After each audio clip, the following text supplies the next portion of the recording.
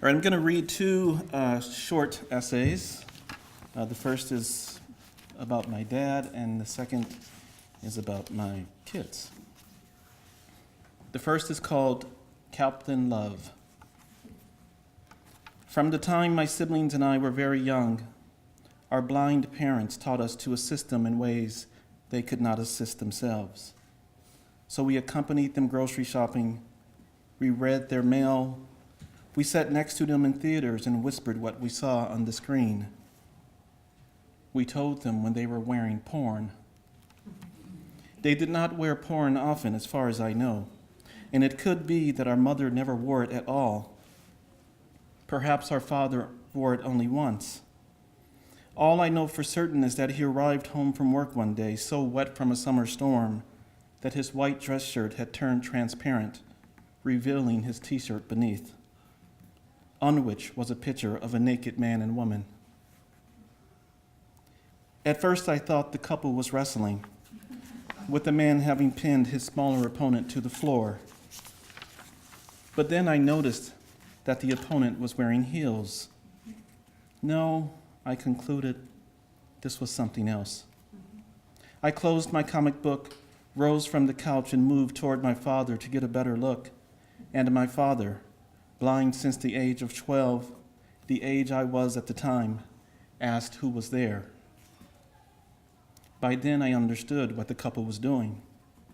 I also understood that my father had mistakenly put on my 18-year-old brother's t-shirt, and that if this mistake were made known, he would explode. The last time my father exploded was 3 months prior, on a late afternoon in March. There was precipitation that day as well, large droplets of freezing rain that pelted us as we walked along 79th Street, arguing about my new shoes. The shoes were in the box I carried under the arm opposite the one my father held, and at issue was the fact that they weren't the current fashion. They were flats, like my father's, like everyone's father's, I suspected, the footwear of old men and of nerds. I was a nerd, it is true, but the growth spurt I was experiencing included not only my body, but also my sense of who I was and of what I might become. I might become cool, it had recently occurred to me. But for that to happen, I needed platform shoes. My older siblings wore them, as did most of my friends, as did Don Cornelius and the Soul Train dancers. When you're a dancer on Soul Train, my father responded to that last point, I'll buy you platform shoes. Better yet, I'll buy you stilts. He laughed, and I regret that I did not simply laugh with him. Instead, I led him off the edge of the curb, where his feet plunged into 4 inches of slush that, at the last moment, I had cleared with a short leap. My father shoved me aside, shouting for me to get away from him, although later, when we were home, he called me back. I found him in his bedroom, removing his belt. He ordered me to lower my pants and bend over. The welts he left on my backside lasted 2 weeks, but despite the heavy price I paid, I have not forgiven myself for what I did. I never will. But my father forgave me. He forgave all of his children for our transgressions, the many violations of his and our mother's trust that provided a counterbalance for all of our assistance. Like how we gathered our vegetables in our hands during dinner and, under the pretense of getting more milk, dumped them behind the refrigerator. How we kept our lights on in our bedrooms well after lights out time. How we tiptoed into the kitchen to sneak cookies. How, when told to turn off the television, we put it on mute.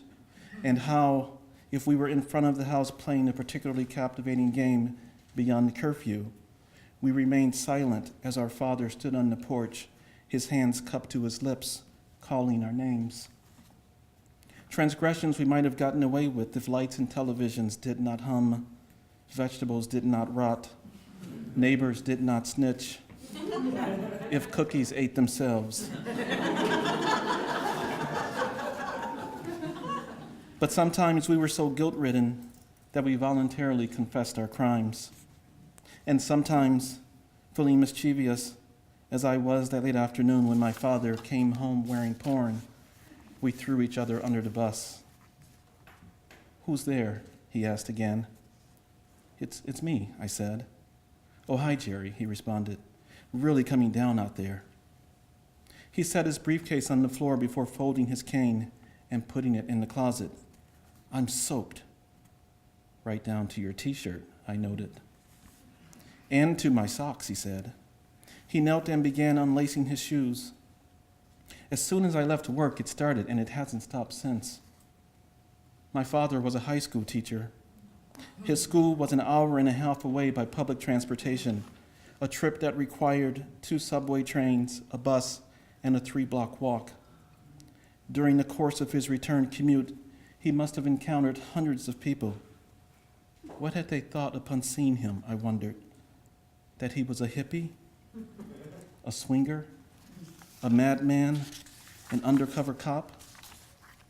Had they scampered to get away from him, as people often do when a blind person approaches? Or had they, like me, moved closer to get a better look? "How was the trip?" I asked. "Long," he said. His shoes were off now. He turned and walked through the living room, navigating the furniture as if by sight. I followed him, stifling a giggle.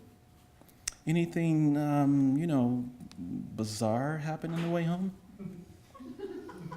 The question must have struck him as odd, if not because it was, then because of my halting delivery. He paused and faced me. We were in the hall, his bedroom just to his left. I could hear my mother's voice carry from his open door as she talked on the phone. "No," he responded. "Nothing bizarre happened. Why do you ask?" "Well, your t-shirt's sort of visible. And there's a picture on it." "A picture? A picture of what?" "Of a man," I said, "and a woman." "Who are they?" I don't know." "What are they doing?" I hesitated, trying to think of the most delicate way to break the news. My father lost his patience. "What are they doing?" he demanded. I said, "Making love." I could not recall having ever spoken those words before, but in that age of Motown and rhythm and blues, I surely must have sung them. It was a beautiful phrase, I believed, one associated with tenderness and caring, and that made the contrast between it and my father's reaction all the more stark. He swore and began removing his dress shirt, fumbling with the buttons before giving up midway and yanking the remaining ones free. When the shirt was off and balled at his feet, he snatched a t-shirt over his head so violently it tore, which set in motion a tearing frenzy. By the time he went into his bedroom, the culprit lay on the floor in quarters. I picked them up and threw them away, smiling at the thought of my brother's fate, and already knowing that, despite my father's rage, he would forgive this too. I went back to my comic book, and for an instant I imagined my father on the cover, stance wide and hands on his hips as he rode the bus in his pornographic t-shirt, and his eyes, functioning now, scanning the faces of the commuters, taking in their wonder that he, Captain Love, the world's greatest superhero, was actually there.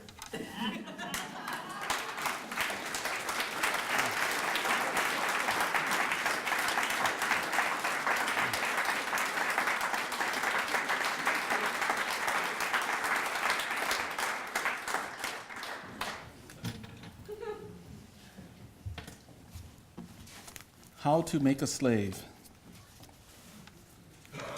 Gather scissors, construction paper, crayons, popsicle sticks, and glue. Take them to the den where your 13-year-old sister sits at the table, thumbing through your school book on Black history. Smile when she notices you and turns to the pre-marked page, with a photo of Frederick Douglass. It's one from his later years, when his afro was white. Realize you need cotton balls. Leave and return with them a moment later to see your sister has already cut a circle from the construction paper that will serve as Douglass's head. Start gluing popsicle sticks together to make his body.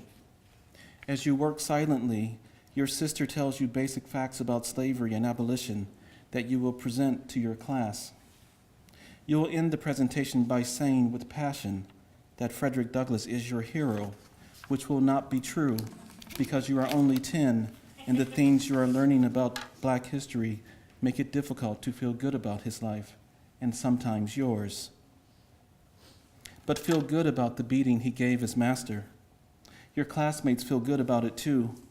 They cheer when you describe it, as they cheered seconds prior when you recited Douglass's famous line, "You have seen how a man was made a slave, now you will see how a slave was made a man." "I wouldn't have taken that stuff either," one of your classmates says after school. Forget his name in a few years, but remember his skin was so dark, you and your friends had no choice except to call him Congo. Congo explains how he would have gouged out his master's eyes, and then other boys break their master's legs and amputate their arms. And when someone curls his fingers into a claw and twists off his master's balls, everyone cups his crotch in agony before laughing.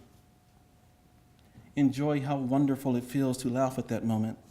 And as you walk home with Douglass staring somberly out of your back pocket, wish Black history had some funny parts. Find a funny part. It has been captured on an FBI wiretap of Martin Luther King Jr., in which he's in a hotel having sex, and at the right moment yells, "I'm fucking for God!" The funniness is not immediately apparent, though, because you are 25 now, and King is your hero, and the woman with whom he is performing God's work is not his wife.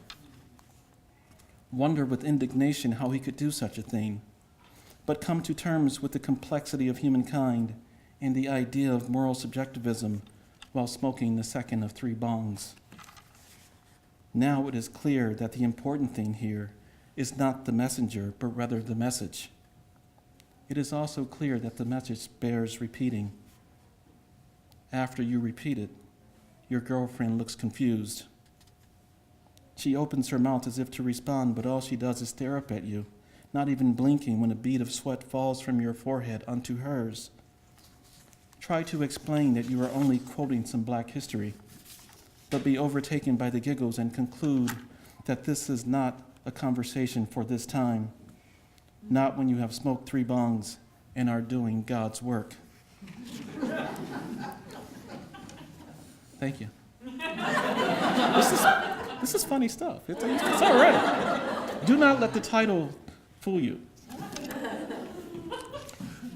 And maybe it is a conversation for a different person too, because this one is white and does not like to talk about race.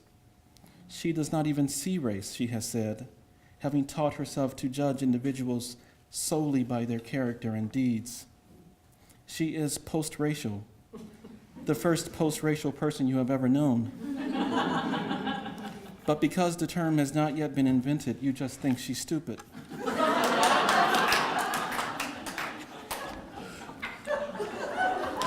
I'm glad I gave you the consent to. And because you are the first person she has ever known who has taught himself to see race in everything, she thinks you are stupid too. In time, you both seek and find smarter companions.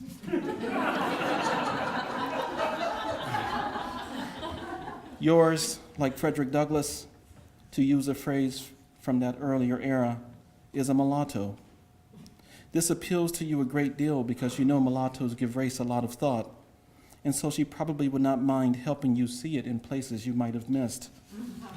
And maybe she can understand it in ways you cannot, since her perspective was not shaped by a stereotypical ghetto experience like yours, but by a stereotypical suburban experience like the Fonz's. It wasn't quite like his, she says. The schools she attended were excellent, her neighborhood was safe, the parks and streets were pristine, racial diversity was negligible, the community had its own 4th of July parade. As you remind her of these facts, sense her getting uptight and diffuse her discomfort with a wide grin and a bad joke, something along the lines of her only run-in with the police being with an officer named Friendly. She nearly smiles. Give her 2 thumbs up and say, hey. She does smile as she calls you a moron.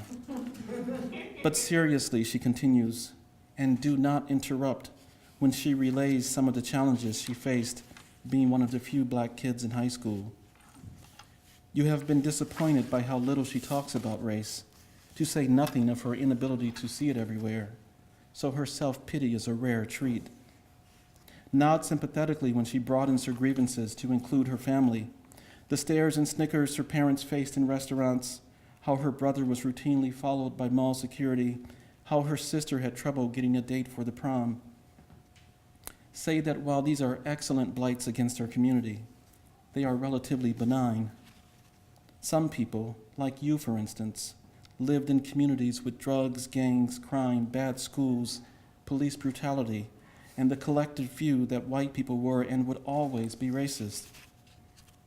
Let the conversation end as she concedes that, should you have children, her stereotype is preferable to yours. Have children, 2 boys, 2 years apart, and decide that neither stereotype will do. The ghetto was never an option, but do not be thrilled about raising your sons to be Fonzies. Want a racially diverse, progressive urban community, but instead move to one that is 96% white, conservative, and rural. It is in a college town near Boston, where you and your wife land professorships, the primary appeal being that your house is only a block from the campus. It is also, your realtor tells you, on the parade route. Buy 4 lawn chairs. Sit in one next to your wife and sons on the 4th of July and wave American flags at the procession. Enjoy this. Your boys are happy. Later that evening, wrestle with this question. How long will your boys be happy in a 96% white, conservative rural town near Boston? The answer for your oldest, now 5, is 68 more days. That is when you come home from teaching one afternoon and your wife informs you that one of his classmates told him that people with his skin color are stinky. Your son relayed this incident while crying, but that night he appears to be fine based on your observations of him conducted from his bedroom closet. For the 20 minutes you have been in there, he and his little brother have lain in their adjacent beds, chatting about cartoon characters and imaginary friends and the new fire truck they wish to own. When they finally fall asleep, you sneak out and report the good news to your wife, though you caution her that more observations will be necessary. In the meantime, you say, that classmate of his should be disciplined. Curl your fingers into a claw and tell your wife you are twisting off his tiny 5-year-old balls. First of all, your wife responds, the person who said it is a girl. Second, let's not make a big deal out of this. I've already told him that she was just being silly. I'm sure he's already forgotten the whole incident. Dispute this. Tell her that kids remember these sorts of things, sometimes for decades. Tell her about Congo. Imagine Congo's father learning of his son's nickname and later that night hiding in his closet, watching to see if he cries. A few weeks pass and your son has not cried again. Decrease, but do not suspend the observations. Remain on edge, as there are many kids out there who at any moment could say something potentially harmful with long-term consequences. This is exactly what happens. And the culprit this time is your oldest son's little brother. He recently started preschool and has noticed that his skin color more closely resembles the other kids than his brother's, and that his brother's skin color more closely resembles yours than your wife's, and that your wife's skin color is closer in resemblance to his than his grandmother's, and that his grandmother's skin color is exactly the same as the kids in preschool, except for the brown spots on her hands. He turns to his 6-year-old brother and asks, "Why is skin different colors?" A beat passes before your oldest son responds, "I don't know." Wonder if this is the moment to have your first important discussion with your sons about race. You can do it by revisiting that stinky comment, for starters, and then by warning them of other insults they'll likely receive. Though be sure to note that insults, relatively speaking, are not much compared to what they'll learn while studying a history that is not very funny. Determine that, yes, the time has come for this talk, and it's now. And then watch it evaporate when your sons scream bloody murder as you emerge, perhaps too quickly, from their bedroom closet.